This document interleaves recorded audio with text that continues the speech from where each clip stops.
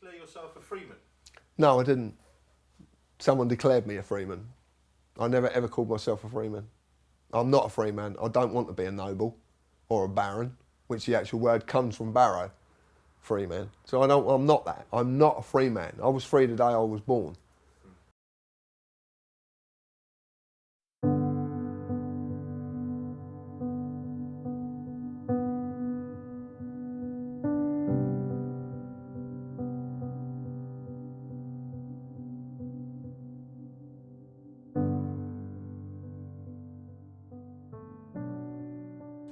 It is May 1962.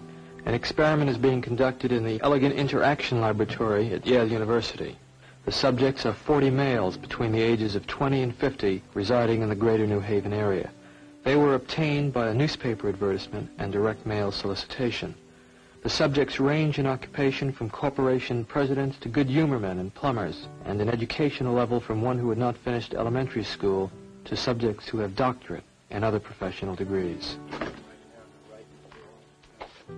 Was a lesson to learn from the Holocaust. We're always reminded that. Never forget. We've learned our lesson. There's a lesson to be learned. It's like, okay, fair enough, man. What was the lesson? That's the question. What was the lesson? And the lesson is, you're the Nazi. That's the lesson. It's like, really? Really? Oh God, that's a terrible lesson. But I don't see another lesson. It's you. Well, no one wants to learn that. I mean, that's what I've been teaching my students since 1993. It's like, if you were there, that would have been you. You think, well, I'd be Oskar Schindler, I'd be rescuing the Jews. It's like, no, I'm afraid not. Yeah, you'd at least not be saying anything. Right. And you might also be actively participating. You might also enjoy it. You never know. So when we notice that in ourselves or admit that, that should give us the power to get back to these 12 steps. Psychologists have developed several theories to explain how people learn various types of material. Some of the better known theories are treated in the book over there, the Teaching and Learning Process by Cantor. One theory is that people learn things correctly whenever they get punished for making a mistake. A common application to this theory would be when parents spank a child if he does something wrong. But actually, we know very little about the effect of punishment on learning because almost no truly scientific studies have been made of it in human beings.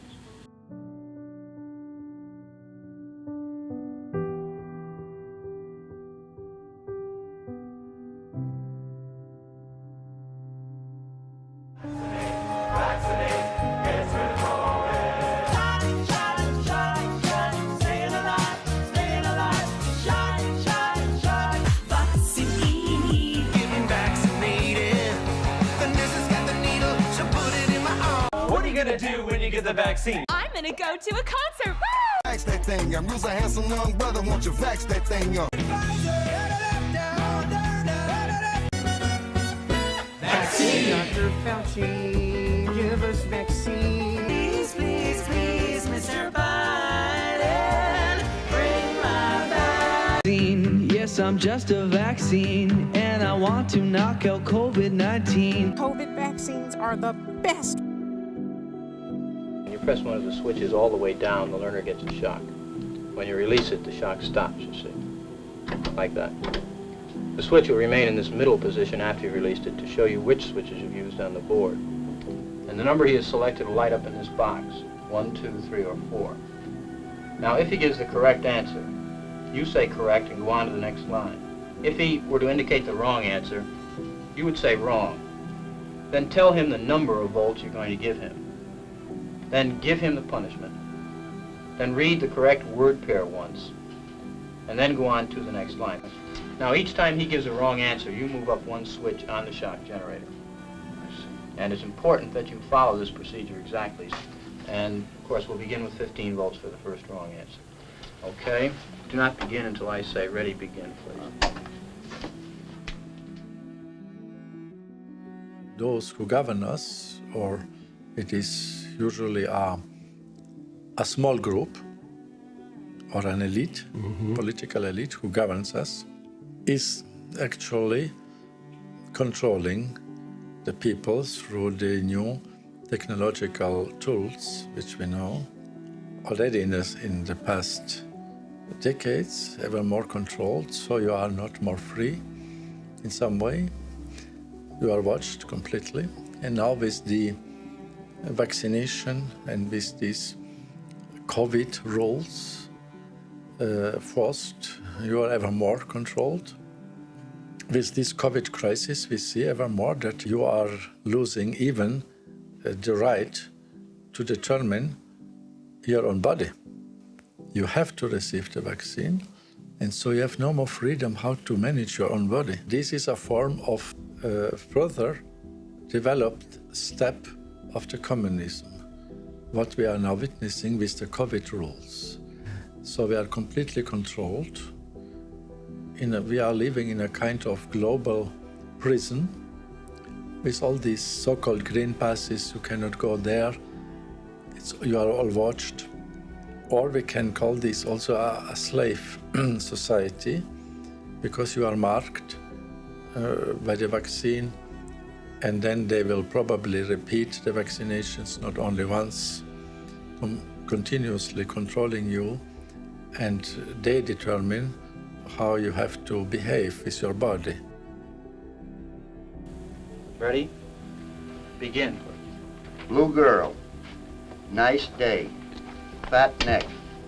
The early stages of the test pass uneventfully. Incorrect.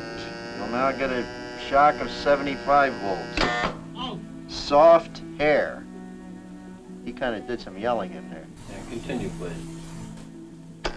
Incorrect. You'll now get a shock of 105 volts. The reason why we know fascism is possible is because it already happened once, and it happened in places that are not so distant from us, either in place or in time. It's patently clear that some of the people who are involved in current politics are people who have learned from the 1920s and 1930s and are borrowing some of the tactics of the 1920s and 1930s. What are the tactics you think that are being borrowed? The fundamental tactic which has been borrowed is a rhetorical one. So there's a notorious manual to propaganda which was composed in a Munich prison beginning in 1924, which advises that what you should do in political propaganda is always find simple slogans and repeat them over and over again, with the effect of dividing your listeners into us and them. That has clearly been revived as a tactic on both sides of the Atlantics. More basically, the idea that politics is not about reasoned dispute towards constructive policy, but politics is in fact fundamentally about friends and enemies. That's a basic fascist idea, which was articulated maybe most famously by Carl Schmitt. That has clearly returned as a tactic. If what they are doing, though, is harnessing the popular will of a majority, what's wrong with what they're doing? I mean, the answer to your question is the essence of the tradition of Anglo-Saxon law, going back to the Magna Carta. There's a reason why we have law, and the reason why we have law is that law comes before the king, or in modern times, law comes before the ruler, which means law comes before whatever momentary urges the ruler might say that he is embodying. So if we say whatever we think at this particular moment is what goes, that means we're saying goodbye to law, we're saying goodbye to predictability, we're saying goodbye to the basis of the system that we have. Wrong. It's hair. 75 volts, Jim. Yeah, please continue. Cool. Wrong. It's head. 105 volts. Incorrect. 150 volts. That is incorrect. This one will be 195 volts. 285 volts. This will be at 330. The correct phrase is rich boy. You accept all responsibility? The responsibility is mine, correct. Please go on. Continue, teacher. That is incorrect. This will be 345. 405 volts. The answer is moon. 450 volts. Next one is short. How do you feel about it? I feel all right, but I don't like what's happened to that fellow in there. He's been howling and we had to keep giving him shocks. I didn't like that one bit. I mean, he wanted to get out and he just kept going, kept throwing 450 volts. I didn't like that. He wouldn't even look at him, that gentleman. Well, who was actually pushing the switch? I was.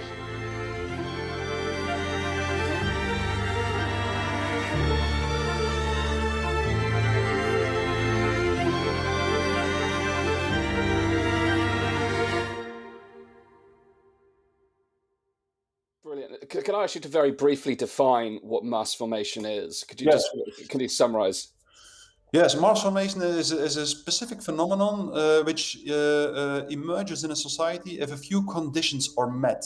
So there are at least 4 conditions that have to be fulfilled before a large-scale phenomenon of mass formation can emerge. The first and most important condition is that there should be a lack of people experiencing a lack of social bond, a lack of social connectedness. The second condition is that there have to be a lot of people who experience a lack of meaning making. And these two are actually associated to each other. People are humans are social beings, and if they experience a lack of social connectedness, a lack of social bond, they will probably also experience a lack of meaning making.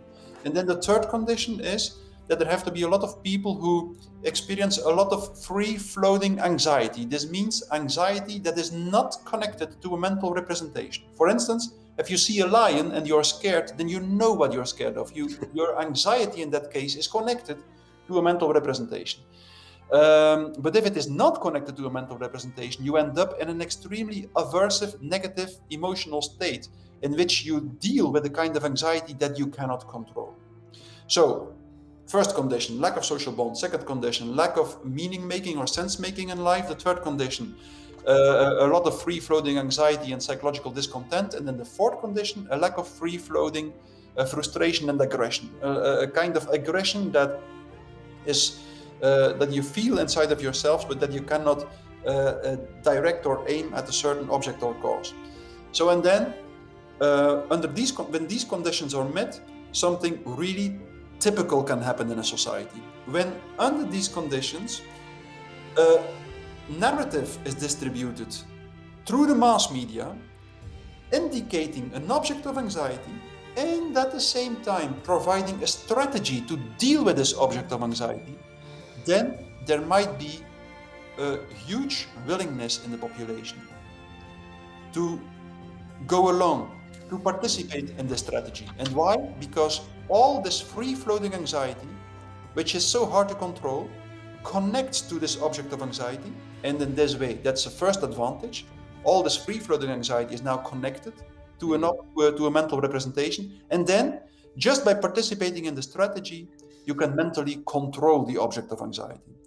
For instance, if a narrative is distributed which says that there is a very dangerous virus and that we should go into lockdown, if these 4 conditions are met, then there might be an extremely extraordinary willingness to participate in the strategy and the lockdowns, even when the narrative in itself is absolutely absurd.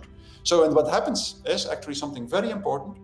When people start to participate all together in the strategy to deal with the object of anxiety, a new kind of social bond and a new kind of meaning-making emerges, which means that there is like a new kind of solidarity that emerges.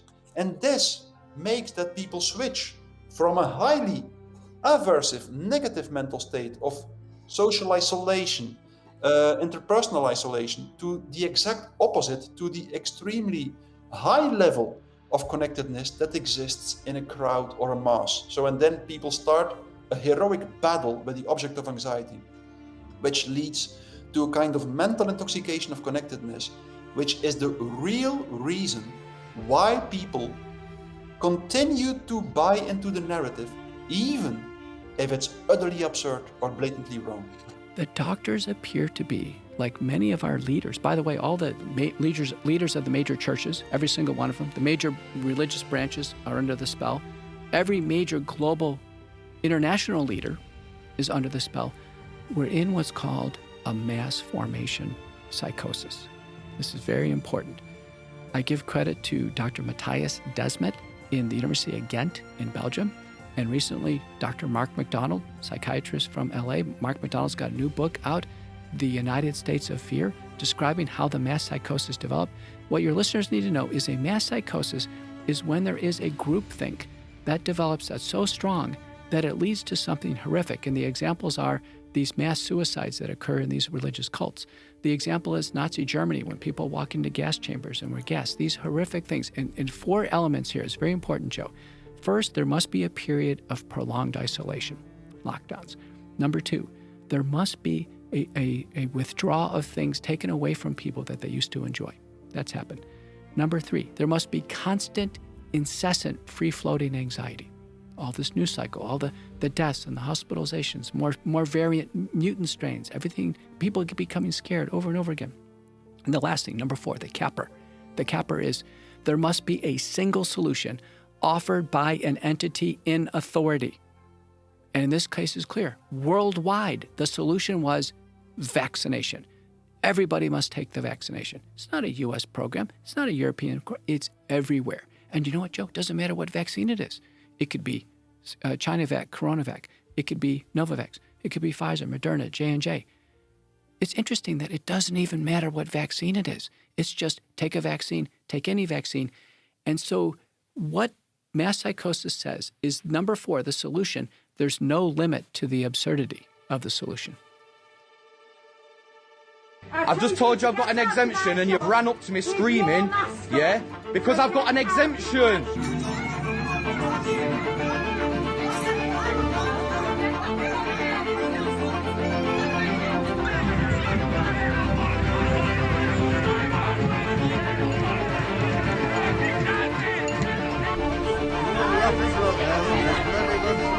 It does, yeah. And there's a lot of things on here.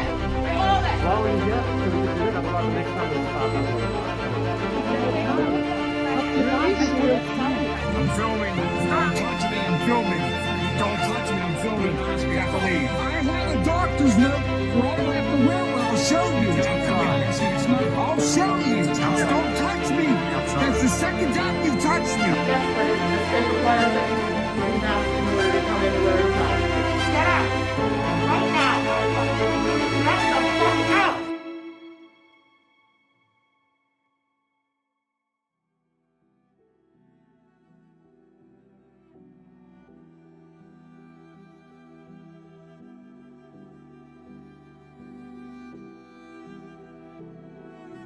Before we start, I want to talk about how we should think about this moment.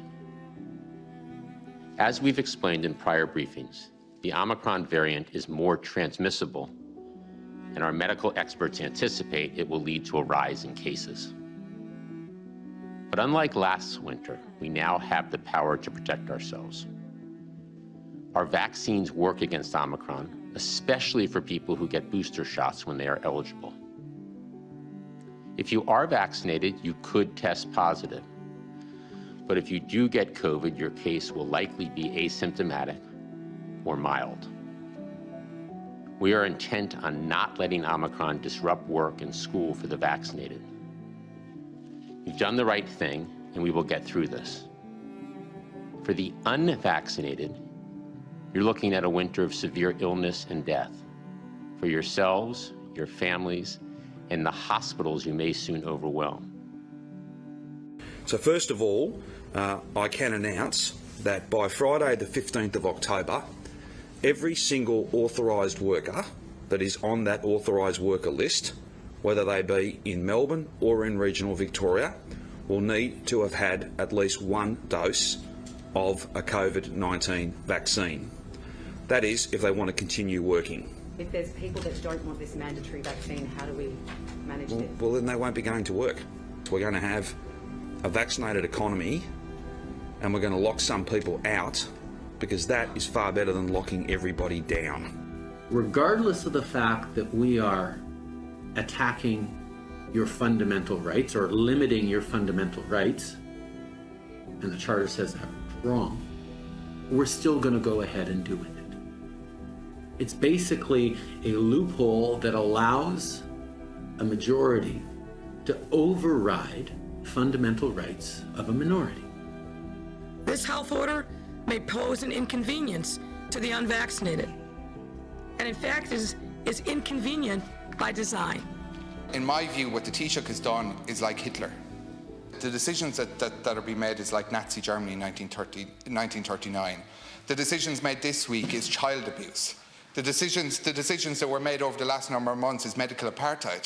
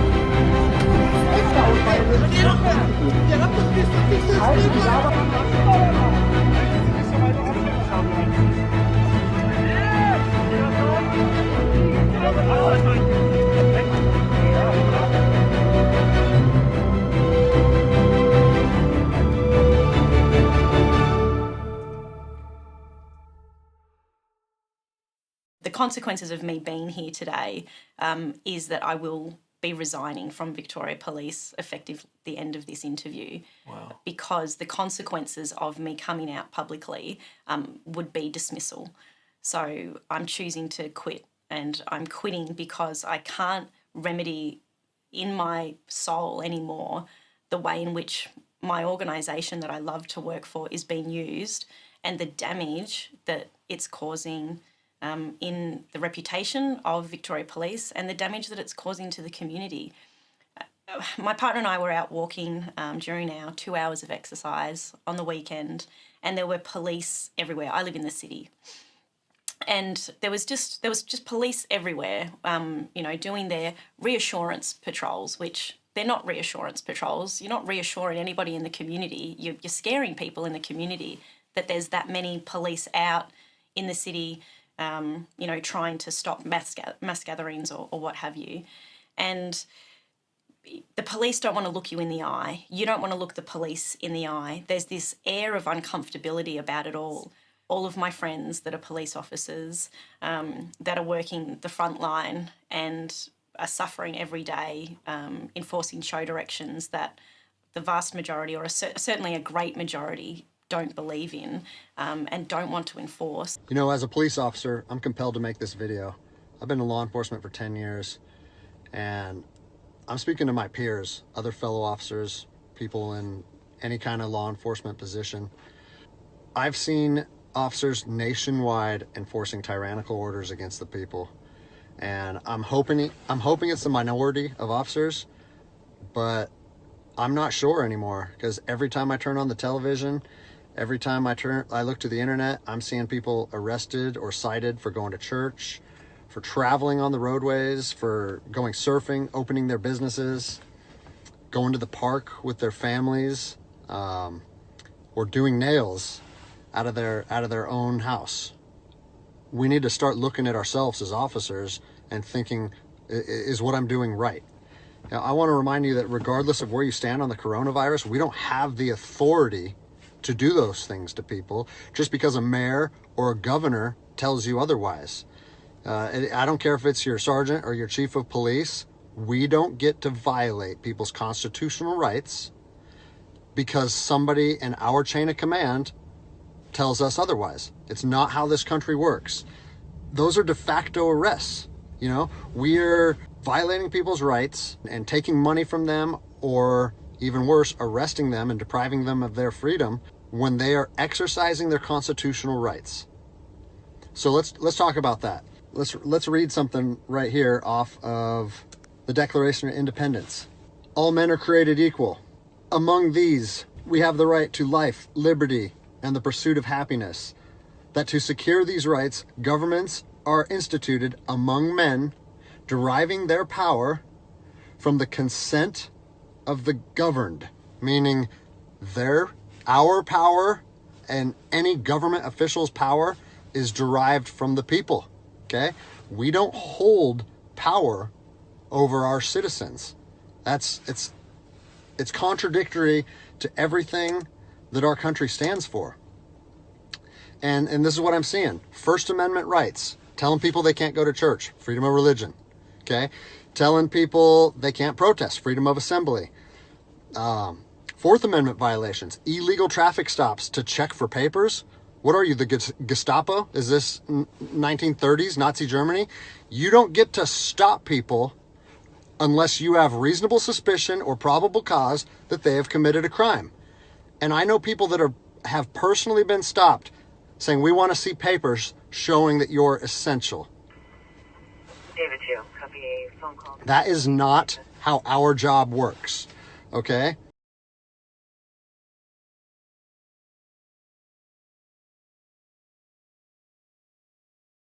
The social media site TikTok in particular has recently been overrun by videos kind of like this one. Never break, always fight, never quit, do it right, play the game, win it life, have no shame. And this one.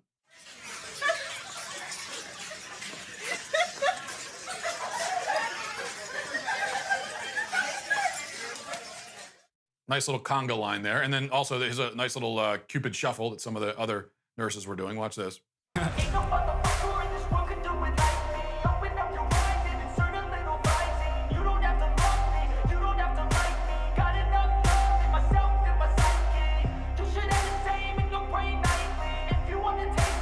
And then this one's probably my favorite right here.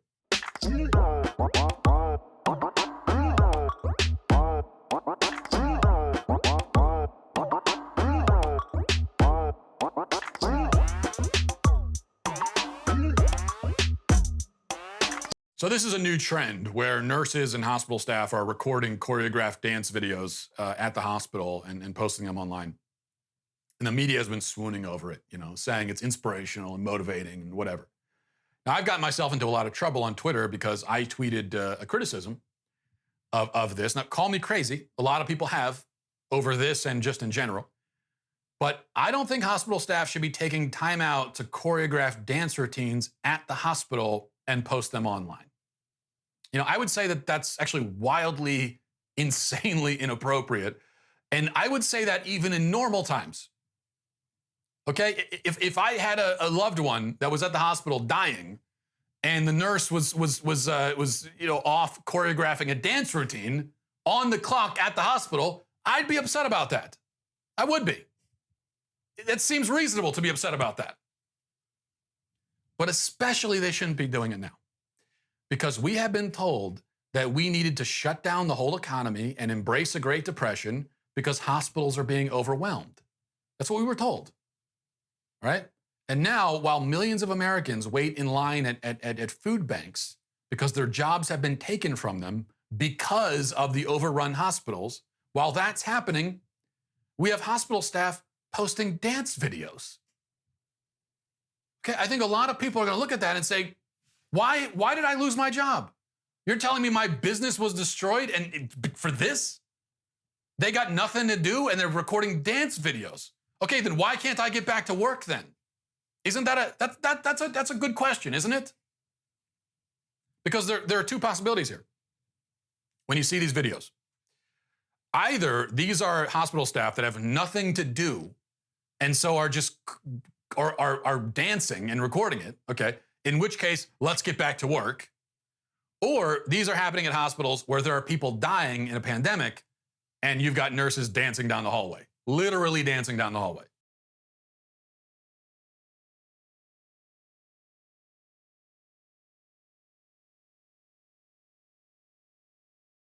When you're in the middle of an outbreak, wearing a mask might make people feel a little bit better, and it might even block a droplet, but it's not providing the perfect protection that people think that it is.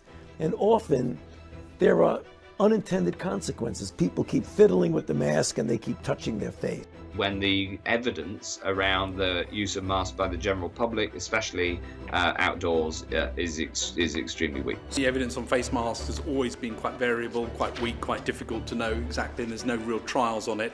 In terms of wearing a mask, our advice is clear that wearing a mask if you don't have an infection really reduces the risk almost not at all. So we do not advise that. The recommendation from SAGE is completely clear, which is that there is weak evidence of a small effect in which a face mask can prevent a source of infection going from somebody who is infected to the people around them. It's the safety video going viral. An Argentinian firefighter with a deodorant can, simulating a sneeze or cough. Healthy people are being warned against using face masks to protect themselves against the virus. As Justine Conway explains, experts fear incorrect use could lead to more infection. Wearing masks like that is wasting a mask. That's a mask that won't be available when it's actually needed. The state government's advice on wearing face masks is in line with the World Health Organization. Under its guidelines, masks should only be worn if you have a cough, fever and difficulty breathing, or if you are healthy and taking care of someone with these symptoms, and/or someone with a confirmed case of COVID-19. If you do not have these symptoms, you do not have to wear masks. Is it wise or is it pointless to wear a face mask?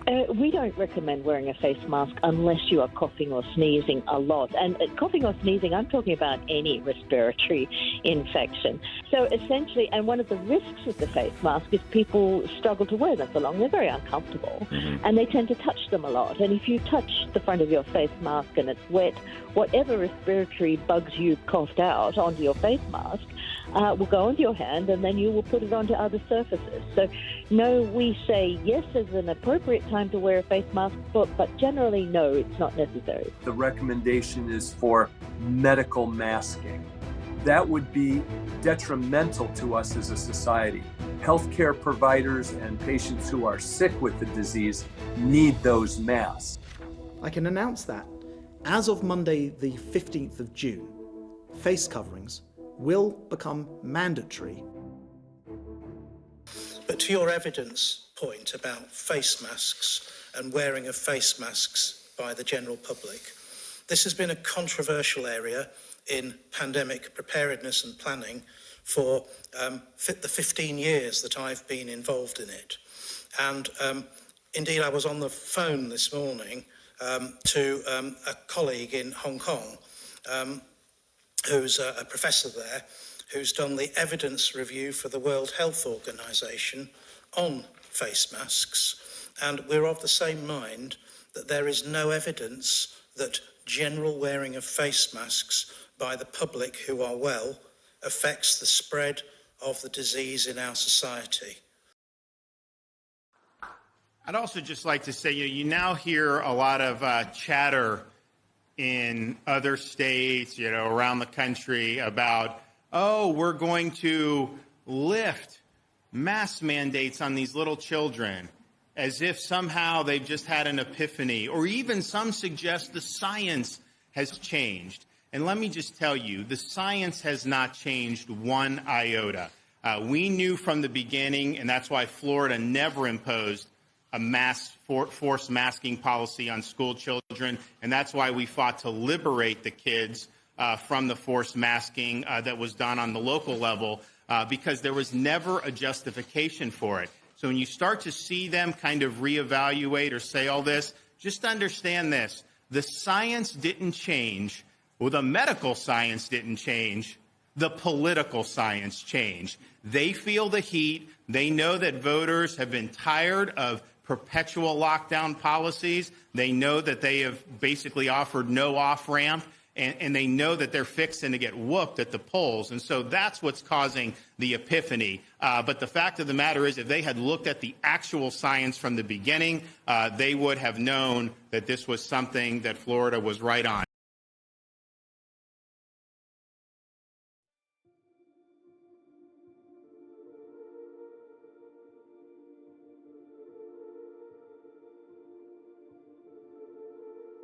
If you're vaccinated, you're not going to be hospitalized, you're not going to be in an ICU unit, and you're not going to die. If you've been fully vaccinated, you no longer need to wear a mask.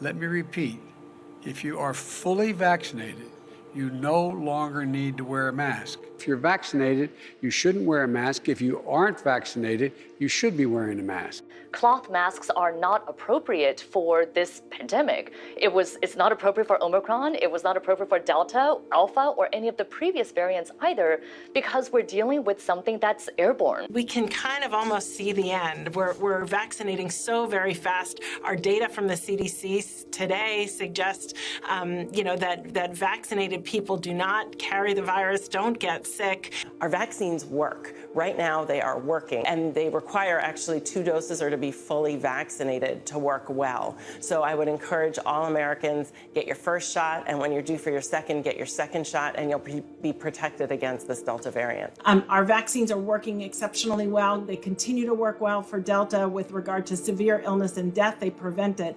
But what they can't do anymore is prevent transmission. Reports from our international colleagues, including Israel, suggest increased risk of severe disease amongst those vaccinated early. Given this body of evidence, we are concerned that the current strong protection against severe infection, hospitalization, and death could decrease in the months ahead, especially among those who are at higher risk or who were vaccinated earlier during the phases of our vaccination rollout. During 2021, we should be able to manufacture a lot of vaccines, and that vaccine, key goal is to stop the transmission, to get the immunity levels up so that you get almost no infection going on whatsoever. Everyone who takes the vaccine is not just protecting themselves, but reducing their transmission to other people and allowing society to get back to normal. We have vaccines that block transmission. We got vaccines that help you with your health, but they only slightly reduce the transmissions. We need a new way of doing the vaccines.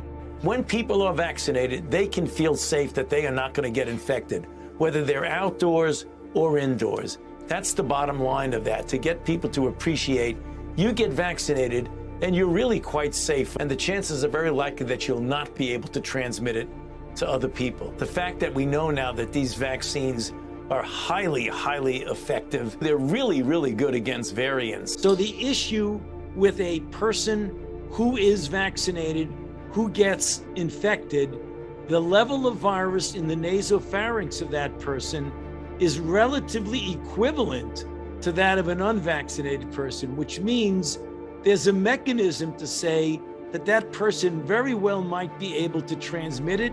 And in fact, we have documented cases where a vaccinated infected person did transmit. The level of virus in the nasopharynx of a person who's vaccinated and infected is the same level as the level of virus in the nasopharynx of an unvaccinated person. So you can make a reasonable assumption that they can be equivalent in how they transmit. We've been giving each other an invisible and invaluable present. We've been getting that vaccination that protects us and stops us infecting others.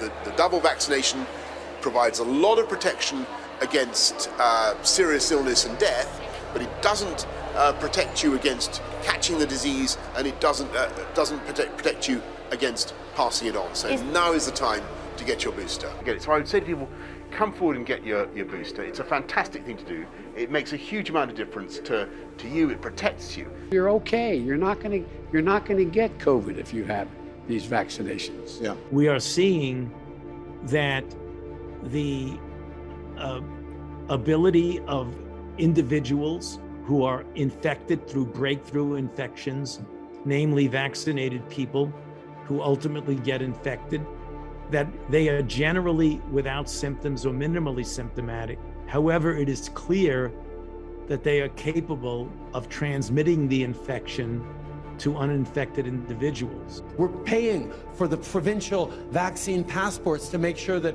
when someone comes into a restaurant, they'll know they won't be sitting beside a table of people who are unvaccinated. When you go into a gym, when you go to a movie theater, you need to know that if you've done the right things, you get to be safe. You get to be rewarded for having done the right things. That's what it's all about.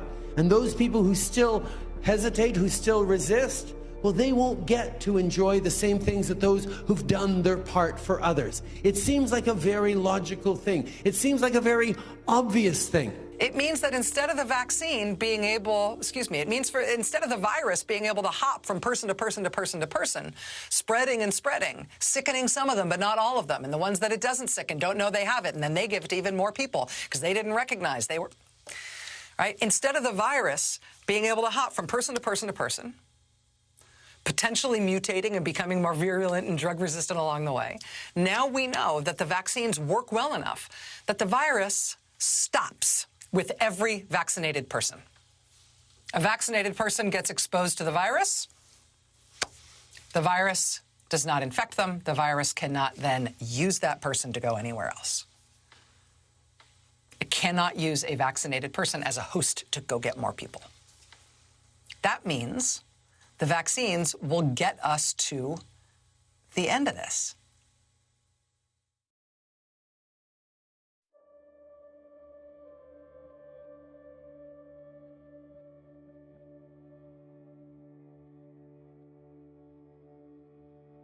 It's been very concerning for me, Dan, that I'm watching the sport that I loved and I played for 17 years. And it's been very concerning to me that in all that time that I played, I never once saw any footballer leave the pitch because of heart issues. Now, I'm sorry, but if anybody can look at what's happening now in the world of sport and say it's normal for all of these people to be having heart issues in football matches, cricket matches, basketball matches, any sport you wish, these people, the amount of people that are suffering is going through the roof. And I called for an investigation because it might not be to do with the vaccines. Yeah. It may not be. But let's have an investigation to find out what it is. And even saying that deems you to be some kind of anti-vaxxer, which is just absolutely disgusting. I want just some information. I want people to take a look at what is happening in football, have a proper investigation, and know that what they're doing is in the best interest of those players. And so I think it's absolutely vital that an investigation is done to just understand why the cause of the cases of people suffering with respiratory problems going down, clutching their chest. An investigation needs to be launched as to why that is happening. It might be the effects of COVID. We don't know if the players that have gone down have had COVID. We don't know if they've had the injection. We have no idea. I mean, all the statistics that are going on, and there needs to be something, an investigation done where everything is taken into consideration, and the experts in these fields look at it and go, right, we've had to do this, and this is what's happening. This is what we think is happening, and we're not getting that. It's just not clear. I'm astonished if they're not doing some detailed research. I mean, it just seems to me, as a layman, obviously I'm not a scientist or a doctor, but it seems to me there are 4 key questions that they should be looking at. Those players that are struggling at the peak of their fitness, question number 1 is, have they had COVID and not had an injection? Or have they had COVID, as a second question, have they had COVID and had an injection? And then there's a third question, which is, have they not had COVID and had an injection? Or the fourth one is, have they not had COVID and not had an injection? Because there's so many players potentially, suffering. It's about data and it's about research and giving confidence to people and updating people as to what may or may not be happening. Yeah, I think that's been one of my biggest bugbears over the last couple of years, and why I've been a little bit outspoken about it, is because I don't believe we're being given the full information. I feel like we're just being fed little bits of information and never being told the whole story, and that's one of my major concerns. So everybody's been asking us this morning, anything you can give us, please let us know. Sheffield United tell us this lunchtime that the club is grateful to report that John Fleck's been discharged from hospital and will return to Sheffield today. He was conscious when he was taken to the Royal Berkshire Hospital and was communicative with the club medical personnel as well as his family. Good. That's about the best news, I think, Simon, we can expect at this time. I think everyone wants to know if he's had the COVID vaccine.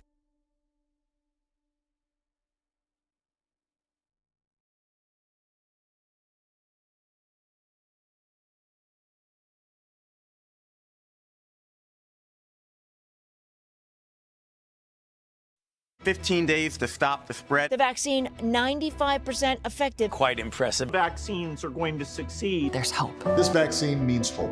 It will protect you and those you love. In order to get rid of this pandemic, get vaccinated. So roll up your sleeve and do your part. This is our shot. With each shot, we're just a little bit closer to normal. If we do this now, we protect ourselves, our loved ones, and every other person around the globe. And get back to school and work. To get back to each other, to life. Doctors say people who've been vaccinated are unlikely to get COVID if they've received any of the 3 available vaccines. You're not going to get COVID if you have these vaccinations. The Johnson & Johnson vaccine is a great one-and-done shot. This is the J&J vaccine that I'll be taking, so one and done.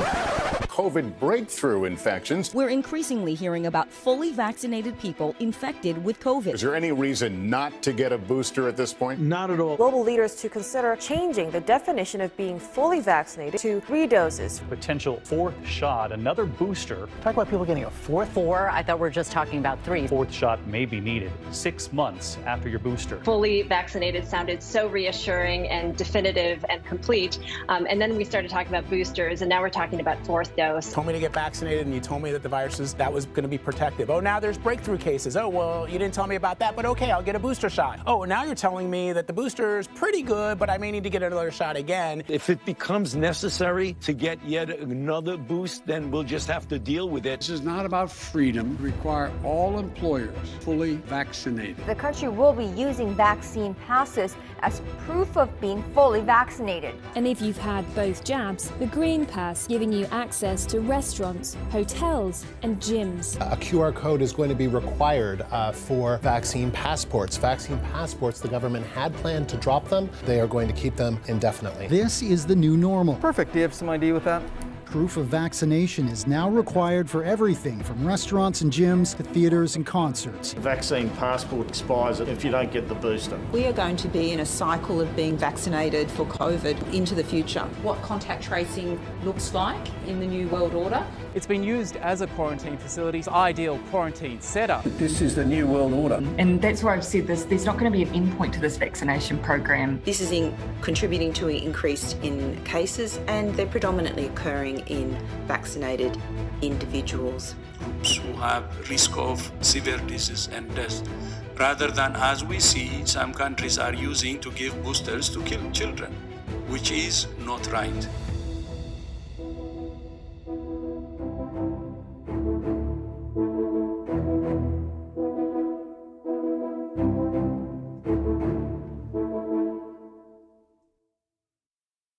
So here we see, since about January 28th, 2020, we're looking at daily new confirmed COVID cases per 1 million. What we really want you to look at right now is where we are at as of a week ago. Now let's go all the way over here. This is the United States of America peaking right here, somewhere around 2,500 cases per 1 million. The United Kingdom is just above us, just above the 2,500, somewhere around probably 2,700 cases per 1 million. What's down here are the nations that do not have the same medical care that we have, that we're not able to get the vaccines that we're able to get. India and Africa are having barely any infections. And in case you think, well, they've just gotten through it, I mean, look all the way across this graph. They never got to the peaks that the vaccinated, pro-hospital, pro-doctors, these are countries.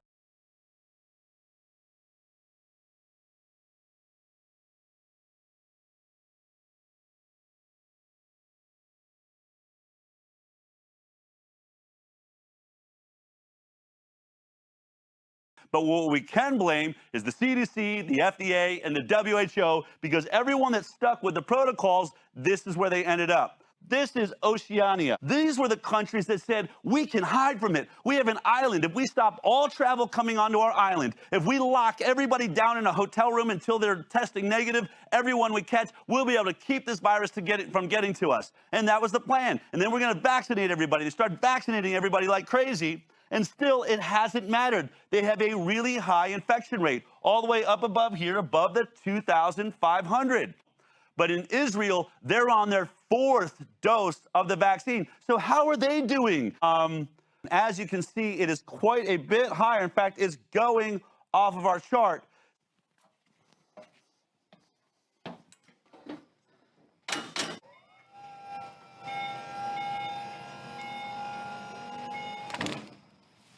because that is where Israel's at. 10,968 cases per million per day.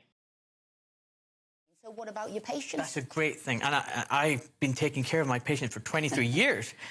But you tell me one medical intervention that's being used to protect someone else and not themselves. It doesn't happen.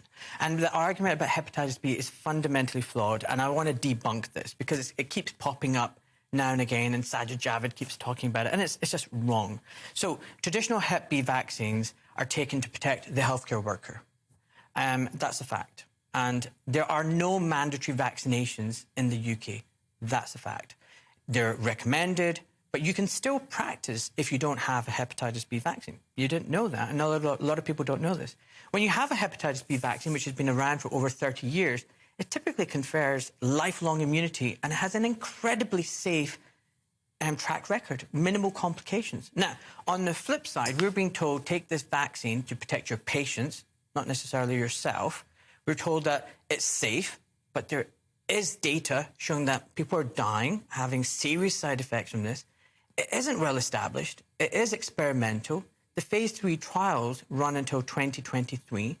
And we are now forcing individuals to give up their bodily autonomy and take this vaccine. And if we're now going to go down this route where we say, OK, well, let's override bodily autonomy in the interest of others, where does that lead us? Because that's opening a really dangerous Pandora's box. And why not have compulsory organ donation? You've got 2 healthy kidneys, you don't need 2. Let's give 1 away. I mean, where does it end? I want to focus on some of the data that's coming out, because we're told, take this vaccine to protect your patients. And if you look at the UK Safety Agency data, there's some incredible stuff coming out, which shows that if you're double vaccinated and boosted, you're more likely to get infected than vaccinated. There's a study that's just come out of Israel, Gazette et al. They've looked at the vaccines and unvaccinated group, and the vaccinated group are 27 times higher risk of developing symptoms and 8 times higher risk of hospitalization. I don't want to get into the data, but what it's trying to say is this whole premise that take the vaccine, reduce hospitalization,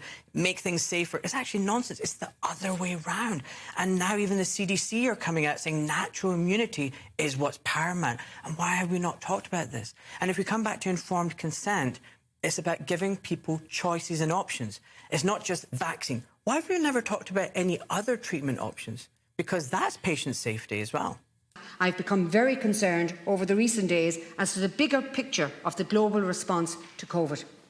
Let's run through a few recent developments and see if we can join the dots. Point 1. A tale of 2 countries.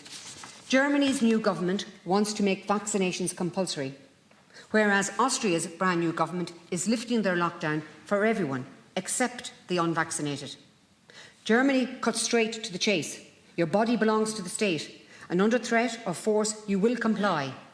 Austria insidiously preserves the illusion of freedom while locking them in their homes until they freely choose to undergo the rite of passage and be reborn into the new normal. It's simple really. Take the jab and get your freedoms back, except for point 2. The Israeli Minister of Health announced that it will soon approve the 4th vaccine shot.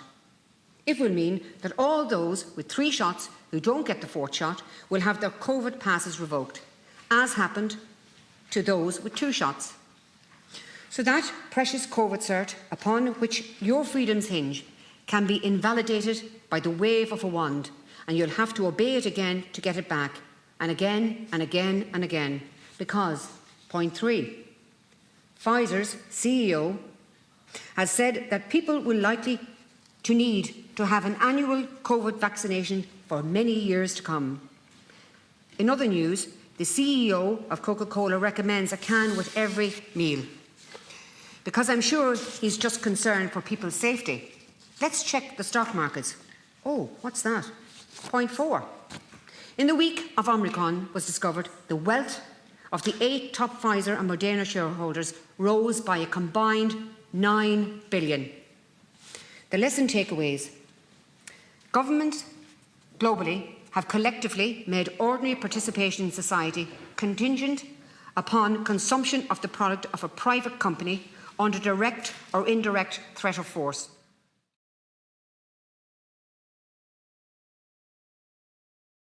I'm double jabbed. I don't agree with any of the measures that the government is proposing come next, not least vaccine passports, but in particular, mandated vaccines that the Prime Minister wants us to have a conversation about. Yeah, let's just have a conversation about domestic abuse and whether it should ever be permitted, yeah? Come off it. Let's have a conversation about mandated vaccines. What has happened to our moral compass? And it's ideas such as punish the unvaccinated in the Times leader column. Stuff that we will look back on in shame, I promise you. Just as we now look back at the invasion of Iraq in shame, and it's only been a few years, we will very quickly, I assure you, look back at this discourse that has appeared in the media that stigmatizes a sector of our society in disgust and shame, because Article 6 of the Universal Declaration on Bioethics makes it absolutely clear that consent is a requirement for any medical procedure, and that if consent is withheld by the individual, there should be no negative repercussions whatsoever, because the definition of coercion is punishing people who refuse to consent to medical procedures. That's what coercion means. So you can try and get into the weeds semantically about, well, I'm not literally holding them down and forcing an injection into them. You are coercing somebody to take a medical procedure if you threaten to sack them. That's coercion. That's not consent. And the state has absolutely no right to use behavioral psychology as a weapon to bully the public so that those individuals that haven't yet been vaccinated feel coerced into getting it. Yes, we know that the vaccine reduces the severity of symptoms. Yes, we know it. Therefore, it's recommended for adults to take. I have taken 2 jabs. I will stand, as I always try to do, with minorities who, for reasons that are none of my business, chose not to do what I chose to do for my health. To stigmatize them, demonize them, and pick on them are the precursors to developing an abusive relationship between the state and individuals in this country.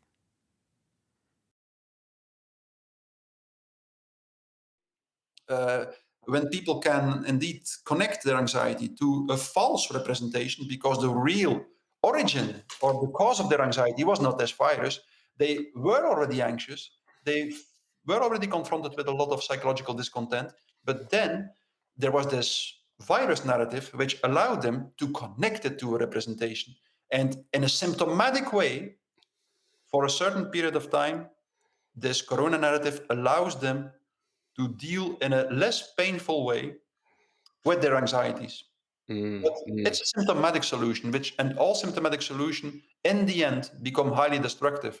And the real solution, as you said, would be to start to think all together how we ended up in this terrible state of social isolation, of lack of meaning making, of free-floating anxiety, and of all this frustration and aggression. That's the real question we should ask ourselves: from what in our view on men and the world, what in our society made that we ended up in this problematic psychological conditions.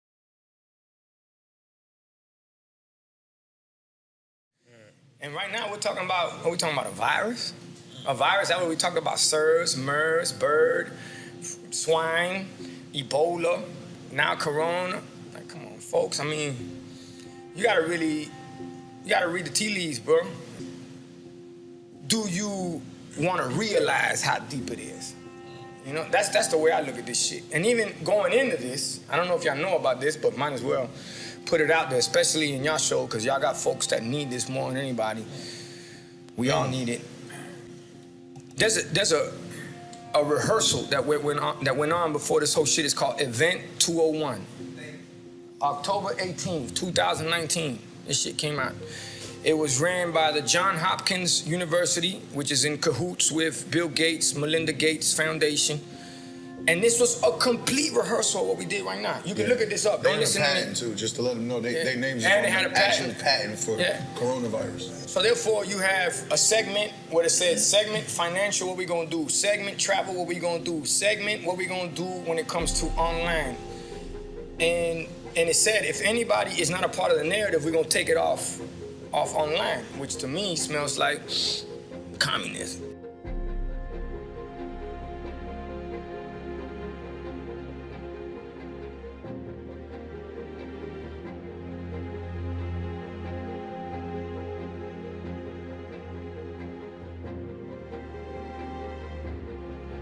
Hello, everyone. I'm Anita Cicero, Deputy Director of the Johns Hopkins Center for Health Security, and today I will be your Master of Ceremonies for Event 201. On behalf of our center and our partners, the World Economic Forum and the Bill and Melinda Gates Foundation, I'd like to extend a very warm welcome to our audience here in New York, as well as our larger virtual audience participating online today. The goal of the Event 201 exercise is to illustrate the potential consequences of a pandemic and the kinds of societal and economic challenges it would pose. The scenario also highlights the very critical role that global business and public-private partnerships play in preparing for and responding to pandemics. Greetings, distinguished guests, and thank you for this opportunity to say a few words at this year's Event 201, the high-level simulation exercise for pandemic preparedness and response, hosted by Johns Hopkins Center for Health Security, the World Economic Forum, and the Bill and Melinda Gates Foundation. I don't think we've ever been in a situation where we have had to respond to so many health emergencies at once. This is a new normal. The scenario you will be presented with this morning could easily become a shared reality one day. Welcome to Event 201. It began in healthy-looking pigs, months, perhaps years ago. A new coronavirus spread silently within herds. Gradually, farmers started getting sick. Infected people got a respiratory illness with symptoms ranging from mild flu-like signs to severe pneumonia. The sickest required intensive care, many died. At first, the spread was limited to those with close contacts, healthcare personnel, co-workers, and families. But now, it's spreading rapidly throughout local communities.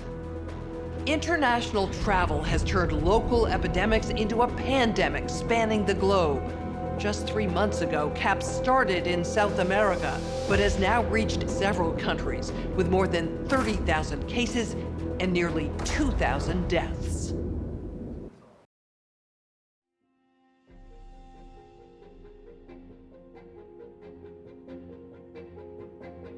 Agencies have issued travel advisories, while some countries have banned travel from the worst affected areas. The President has made a decision to suspend all travel to the United Kingdom and Ireland, effective midnight, Monday night. We could eventually have 52 million treatment courses per year, but it will take many months to get there.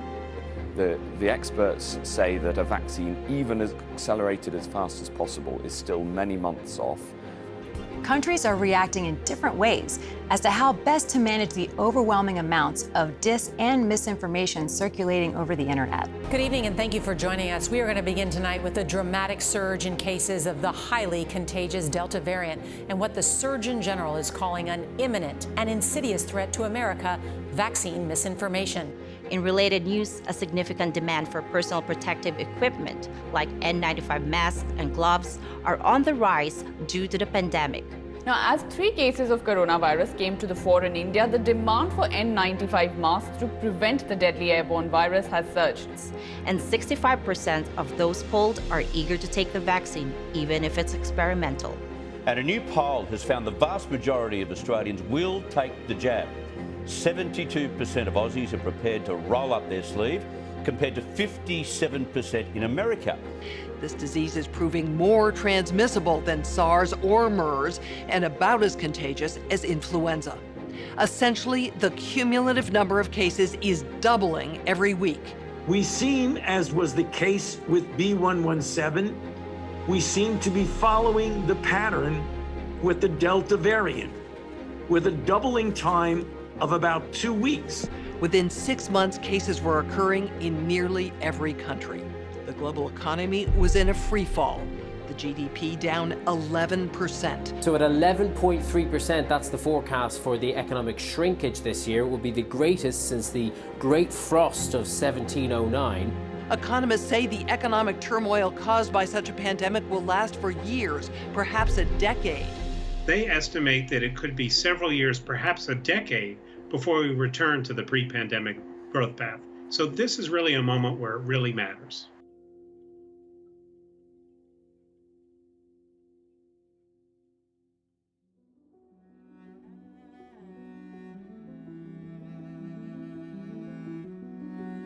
And the disruption is an opportunity for us to reset. This pandemic has provided an opportunity for a reset. A golden opportunity to build something better. He calls it the Great Reset. For my part, through my Sustainable Markets Initiative and the Great Reset, I want to achieve a great reset to rewrite Japan's blueprint. You have finished right state during the Great Reset. William, we're about to see, or it's been announced, that we're about to see a Great Reset. I'm hopeful that we're going to have a Great Reset. Next year's event titled The Great Reset. Welcome to the Great Reset, or what I like to call the Great Re-Shit. That's where they take some old shit, dust it off, and repurpose it as new shit. Now, you may have heard of the Great Reset by one of its more familiar names, like Agenda 21, Agenda 2030, the Fourth Industrial Revolution, or my personal favorite, the New World Order. And don't be fooled by the term reset, because they don't plan on resetting anything. A reset is when your Super Mario game glitches, so you take out the cartridge, you blow in it, you stick it back in, and boom, up pops Mario again. This is kind of like that, except when you turn the game back on, instead of Mario on your screen, it's Bowser coming out of the TV to murder your grandma. We're talking about the complete transformation of humanity into a godless transhumanist nightmare from Orwellian hell. I want to direct your attention to the World Economic Forum, who created this demonic plan, and more specifically to their chief, Klaus Schwab. Now, Mr. Schwab likes to throw around a lot of buzzwords to convince the masses that this agenda is for the betterment of humanity. Words like sustainability and inclusivity and equality for all. But in his 2016 book, The Fourth Industrial Revolution, he's a lot more candid about the elitist plan for world domination. Let's skim through some excerpts from this literary masterpiece, shall we? The tools of the Fourth Industrial Revolution enable new forms of surveillance and other means of control that run counter to healthy open societies. Oh, well, that sounds helpful. Public crime is likely to decrease due to the convergence of sensors, cameras, AI, and facial recognition software. These technologies can intrude into the hitherto private space of our minds, reading our thoughts and influencing our behavior. Sounds a lot like mind control, but that's a conspiracy, so it can't be. As capabilities in this area improve, the temptation for law enforcement agencies and courts to use techniques to determine the likelihood of criminal activity, assess guilt, or even possibly retrieve memories directly from people's brains will increase. Even crossing a national border might one day involve a detailed brain scan to assess an individual's security risk. And last but definitely not least, the future will challenge our understanding of what it means to be human from both a biological and a social standpoint. Better call up Sarah Connor. Now, unless you've been microdosing sedatives for the past 8 months, I'm sure you've realized by now that the CV-19 pandemic was manufactured to kickstart this agenda. And if you haven't noticed, congratulations. There's a very good chance that you'll escape vaporization. Freedom is slavery. Ignorance is strength. The Great Reset, the book, is the Rosetta Stone for you to understand really what's happening. Once you understand, it must become a litmus test for politicians. Before you support a politician, you have to find out in no uncertain terms, what do they think the Great Reset is? How hard are they fighting against it? Do they think it's the biggest threat since communism? Or they just think it's kind of a conspiracy and there's some things in there? It has to be a litmus test. If they don't know really what it is, and they're not working day and night to make that the #1 priority to stop, they should not be in Congress or any place of power. It has to be halted. It will halt through you faster than in Washington, D.C., but we have to have political leaders who refuse to take the Great Reset and sit by and watch it just eat all of us. Political leaders who refuse to take the Great Reset seriously do not deserve your support. Is de heer Klaus Schwab, oprichter en voorzitter van het World Economic Forum. En hij heeft ook een boek geschreven met als pakkende titel COVID-19, The Great Reset. En mijn vraag aan de demissionair minister-president is: hoe beoordeelt hij de inhoud van dit boek? De minister-president. Ik ken het boek niet, voorzitter. Maar ik zou de heer Vermeijeren willen adviseren om niet al te veel in al die conspiracy-theorieën. Ik kijk ze ook allemaal op YouTube. Ik vind het altijd fascinerend hoe dan uitgelegd wordt dat 9/11 niet heeft plaatsgevonden of dat het allemaal anders zit. Ontzettend knap in elkaar gezet, maar het is meestal wat het is, een conspiracy-theorie. De heer Van Meijeren. Nou, het verbaast mij dat de eerste vraag die ik aan de heer Rutte stel sinds ik beëdigd ben als Kamerlid direct wordt beantwoord. Dank u wel, maar het verbaast mij dat die eerste vraag direct wordt beantwoord met een leugen. Ik heb namelijk een brief in mijn hand, die dateert van 26 november 2020. En dat is een brief van de heer Rutte aan de heer Klaus Schwab, waarin hij de heer Schwab bedankt voor het toezenden van zijn boek. En dit noemt een hoopvolle analyse voor een betere toekomst. Zou de heer Rutte nog even kunnen graven in zijn geheugen? Het is nog geen half jaar geleden, dus ik weet niet hoe lang uw herinneringen actief blijven. Maar waarschijnlijk is dit nog wel ergens op te graven. En mijn eerste vraag opnieuw te beantwoorden en nu eerlijk, alstublieft. Nou, het eerlijke antwoord is dat dat een nette brief is.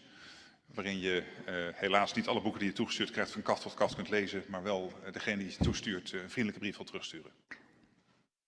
Nou, dan zegt de heer Rutte dus eigenlijk dat hij niet heeft gelogen tegen mij, maar tegen de heer Klaus Schwab.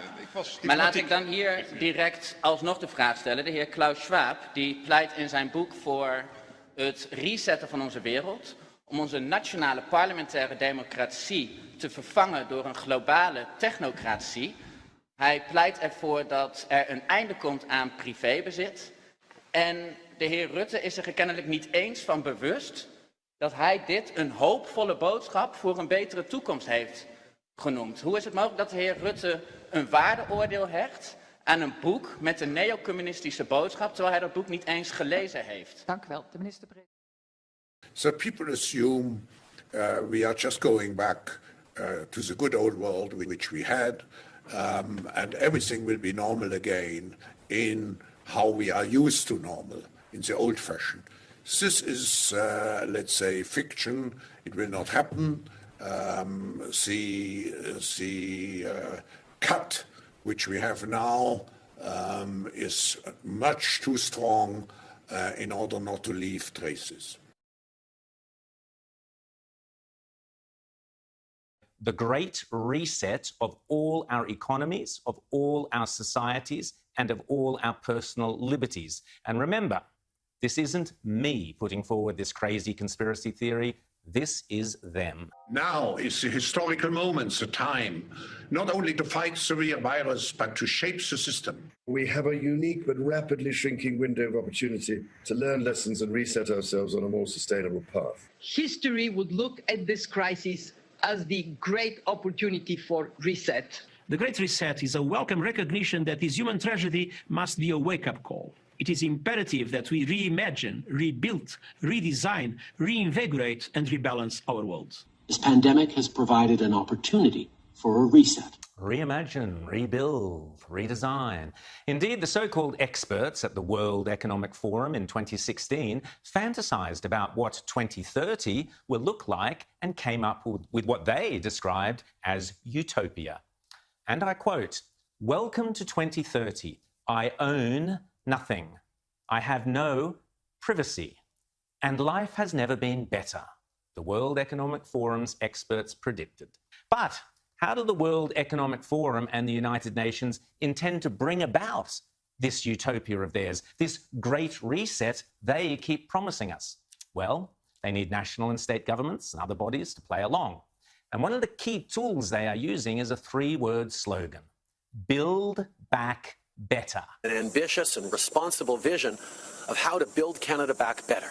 And now is the time for all of us to begin to build back better. Building back better has also been Joe Biden's campaign slogan, as explained here by Elizabeth Warren. Build it back better.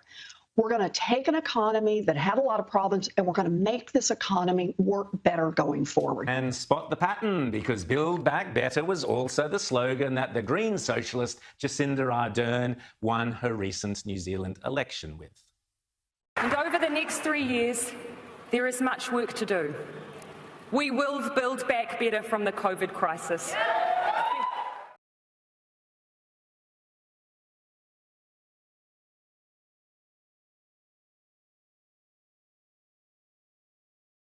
How do we build back better? because it's not about return to yesterday. There is no return to yesterday. We will build back better from the COVID crisis.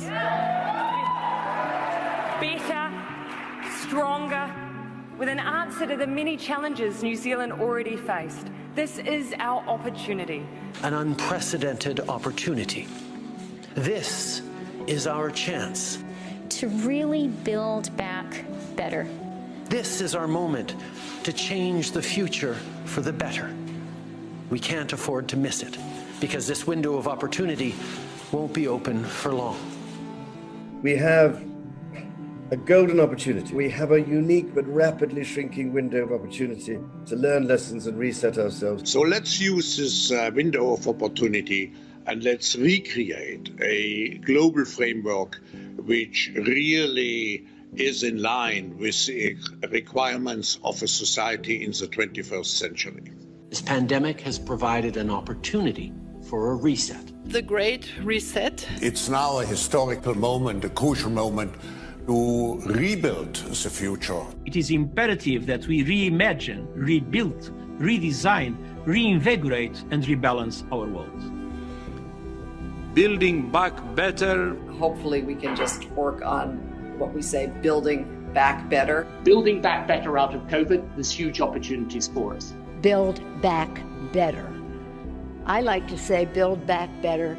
We must first pass the budget resolution so that we can then pass the president's Build Back Better agenda. My Build Back Better agenda? We must build back better. We're going to build it back better. Build it back better. Building back better. And enable us not just to come through this crisis, but to come back stronger and build back better.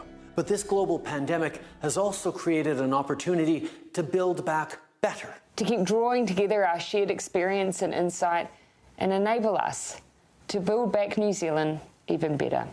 Build back better. The slogan was used just here, 3 prime ministers and the freaking Secretary General of the UN. It is everywhere, and it predates the Biden administration. The European Commission used Build Back Better to announce their COVID stimulus fund. The UN uses it all the time. And guess who else? The World Economic Forum. And they make it very clear what this seemingly harmless slogan is truly all about. Let me quote them. To build back better, we must reinvent capitalism. Did you vote for that? Because I didn't. I didn't even hear it discussed. So in other words, Joe Biden's campaign slogan and his main political goal that he and the Democrats are now trying to get passed in the Senate is a UN and World Economic Forum propaganda line for the restructuring of all of society and ending capitalism as we know it. If I look at our stakeholders, we have business, of course, as a very important audience, and we have politics, we have continuous partnerships with many governments around the world.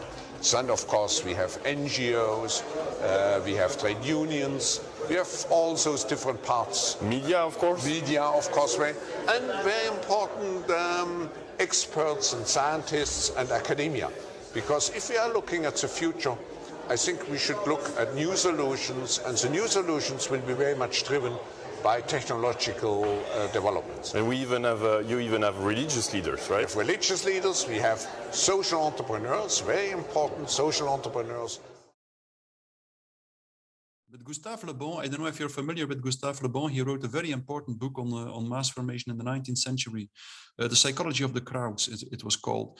And he describes already there that if the people who are not in the mass formation try to wake up the people who are in a mass formation, then they will be confronted probably with failure. They will be confronted with the fact that they are unable to wake up the masses. But he says, nevertheless, it is extremely important to continue to speak out, because if people continue to speak out, the hypnosis might become less deep, and it will become less deep.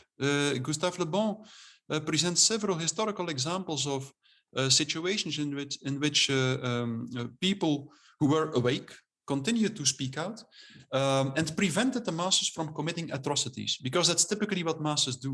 Because one function of the mass formation is the satisfaction of all this frustration and aggression, you know, the fourth condition. Masses typically have the inclination to show the tendency to commit atrocities, and they typically do it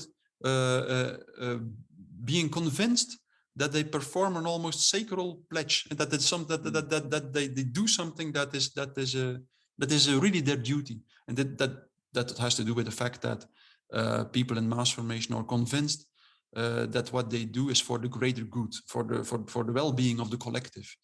But they forget, of course, that it is for the well-being of a certain collective and at the disadvantage of another part of the population. But anyway, so it's hard to wake the masses up. The only thing, but if you continue to speak, the 30% of the population who is really into the process of mass formation, you will make the hypnosis less deep in this part of the population, and you might prevent the masses from committing atrocities. So it's extremely important to continue to speak out. I've repeatedly said I have no problem whatsoever with people being vaccinated or not being vaccinated. What is not acceptable for multiple reasons, including constitutional and legal and ethical and moral reasons, is mandatory vaccination. Indeed, the Australian Immunisation Handbook spells it out very clearly that consent to being vaccinated must be given in the absence of undue pressure, coercion, or manipulation. Barilaro, Peritet, Berejiklian, Hazard, read it. Once you start down this path of dividing any society into two distinct classes of people, you have abandoned liberty and democracy and replaced it with tyranny, fear, and suspicion. Worse, and this is what really disturbs me, once the authorities have decreed that there are now two classes of Australian, the good and the bad, and that one class is superior to another and gets special privileges, while the other class is shunned, locked out, vilified, and loses their employment, you have by definition created an inferior class, for which the Germans once coined a simple word which roughly translates as under or inferior person. Untermensch. If that word brings a chill of horror to your heart, so it should. As the article says, these contracts were disclosed to us and to the public. And I want to show you some of those pages. And you tell me if this is okay for the European citizens to be exposed to this situation where they cannot come to work, they cannot enter a store, they cannot go with their kids to schools, where they cannot freely move from one country to another, unless in one situation is vaccinated with one of these products. So these are the contracts that were disclosed by the Commission with the approval of the company. This is unheard of. And I will just show you the pages. These are the pages. You see? They call this transparency these days. So this is the fundamental principle, right, of democracy. I'm asking you guys, is this transparency? Do you see anything? Because we don't. European citizens' money have been given by Ursula von der Leyen to these companies. What happened with those money? What are they? Why are they open with the people and fully transparent? So we all know what is going on.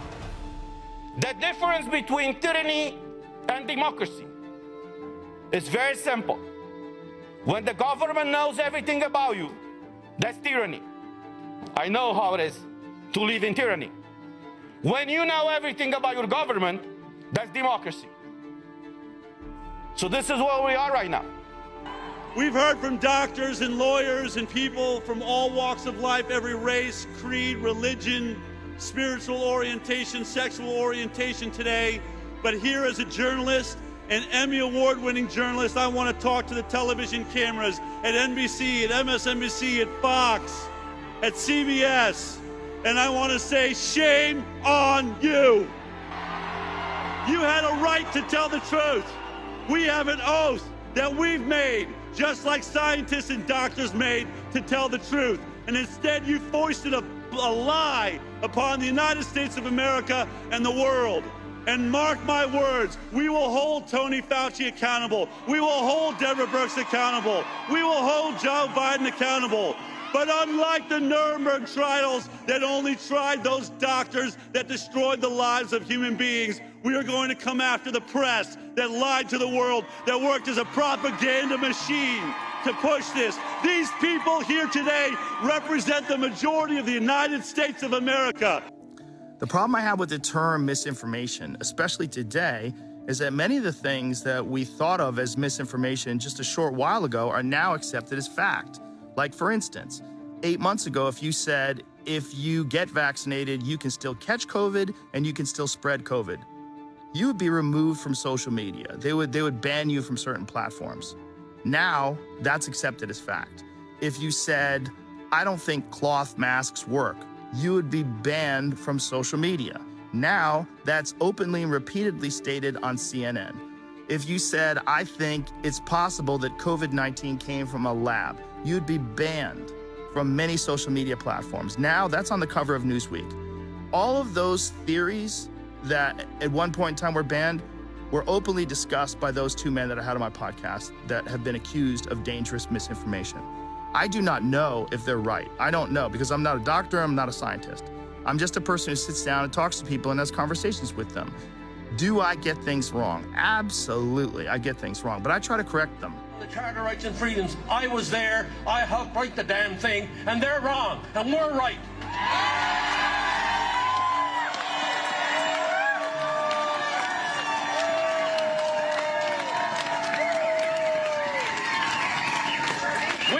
We didn't wait from 1867 to 1981 to now 2021 to see all of our rights suddenly wiped out for callous and powerful reasons by those who forget from whence they came.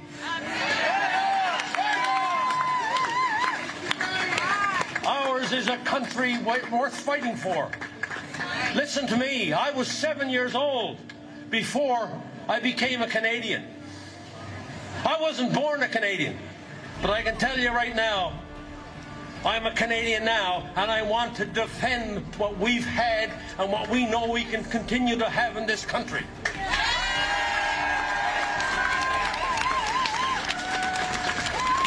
And you and me are not going to take a back seat to all those who are trying to somehow excuse what happened. We're not going to take a back seat to these people. We're going to stand next beside them or above them and tell them that we want a prosperous, secure and free Canada for the future, for our children and from our grandchildren, and you have no right to try to steal that away from us.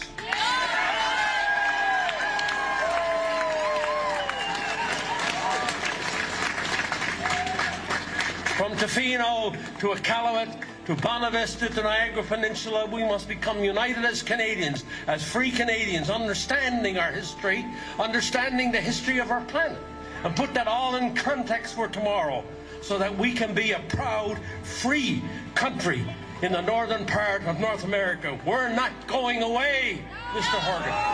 We're not going away, Mr. Trudeau. We're going to stand and be counted and to make sure that we restore the Charter of Rights and Freedoms which everybody fought so hard to get. Stay around. Thank you for coming. Poštovani građani, poštovana gospođo von der Leyen, vaše izvješće o stanju temeljnih sloboda i prava građana Europske unije je upravo u suprotnosti sa stvarnim stanjem. U proteklih 80 godina od nacizma nikada nisu bila zgažena tako temeljna ljudska prava. Pravo na slobodu kretanja, pravo na rad, pravo na zdravstvenu skrb, pravo na zabranu medicinskih eksperimenata koji se provodi nad 500 miliona stanovnika Europske unije. Pravo je svakog građana da odlučuje o svom zdravlju i o svom životu i o slobodi kretanja. Mi smo zgazili nekoliko stoljeća znanosti i medicine. Sada uvodimo mjere i cijelo vrijeme ih zadržavamo. Covid potvrde u kojima se cijepljeni mogu slobodno kretati iako prenose zarazu kao i necijepljeni je suludo. Morate odmah zaustaviti ovu podjelu građana jer tko zna što nas čeka u budućnosti. Hvala.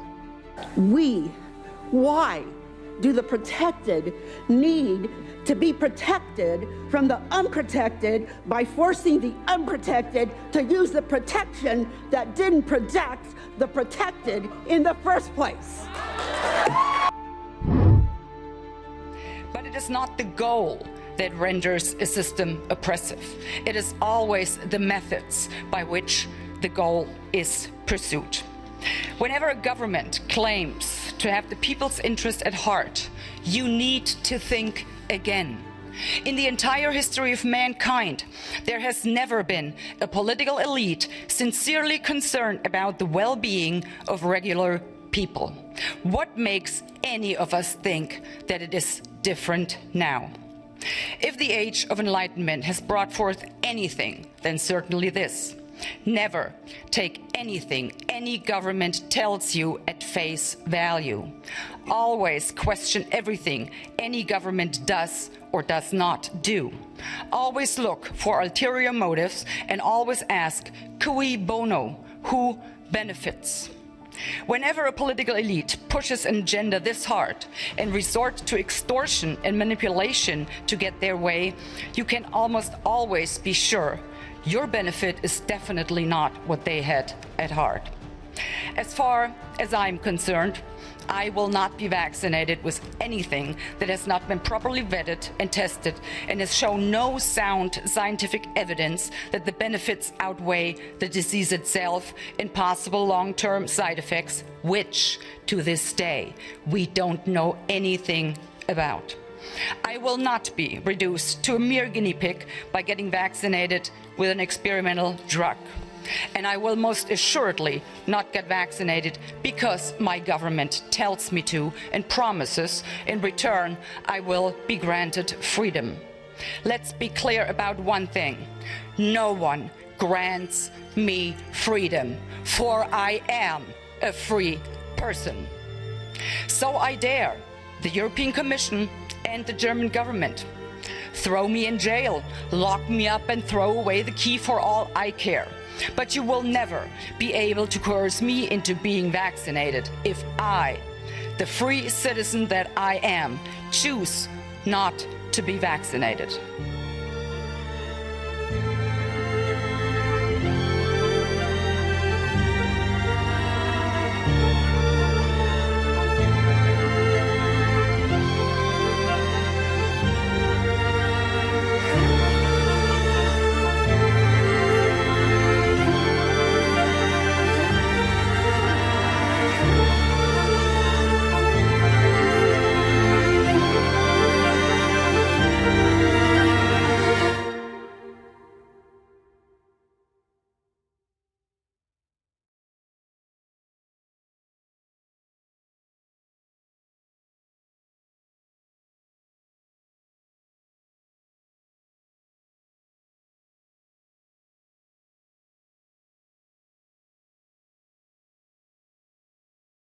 Is brought to you by Pfizer. CBS Health Watch sponsored by Pfizer. Anderson Cooper 360.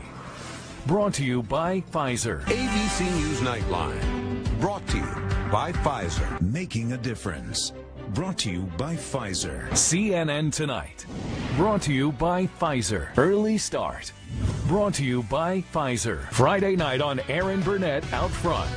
Brought to you by Pfizer. This Week with George Stephanopoulos is brought to you by Pfizer. This weather report brought to you by Pfizer. Today's countdown to the royal wedding is brought to you by Pfizer. And now a CBS Sports Update brought to you by Pfizer. Meet the Press Data Download. Brought to you by Pfizer. This portion of CBS This Morning sponsored by Pfizer. On how to find the hidden sugars in the American family diet. Sponsored by Pfizer.